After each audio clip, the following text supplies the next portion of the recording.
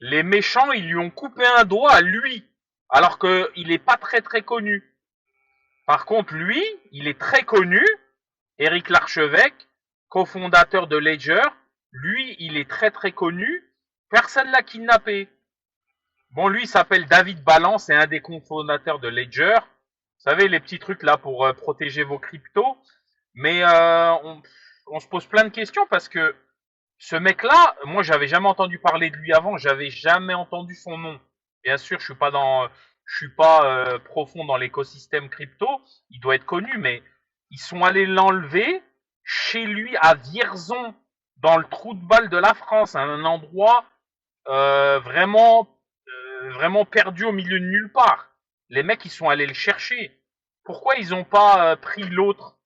Lui, Éric Larchevêque, il passe dans tous les podcasts, dans les émissions TV, il est ultra médiatisé. C'est quand même bizarre qu'ils sont allés, ils sont allés attraper l'autre. Moi, je me dis, c'est trop bizarre.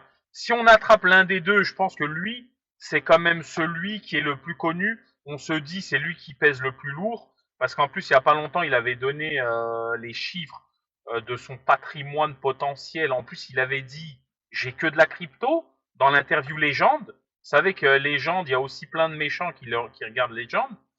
Donc moi, je me pose la question, pourquoi pas lui et pourquoi l'autre? Et ils l'ont coupé le doigt, le mec. Comment il va faire pour faire du codage pour les cryptos, pour Ledger, etc. Comment il va faire pour travailler maintenant avec un doigt en moins? Sachant qu'on on travaille sur un ordi, les doigts, ça compte. Franchement, c'est choquant. Je sais qu'il y a plein d'agents infiltrés dans TikTok. Donnez-nous des infos, vous connaissez, hein. En plus, le GIGN, je sais même pas comment ils ont fait pour le retrouver. Ça, c'est très très fort aussi. Comment ils ont fait pour le retrouver, le GIGN?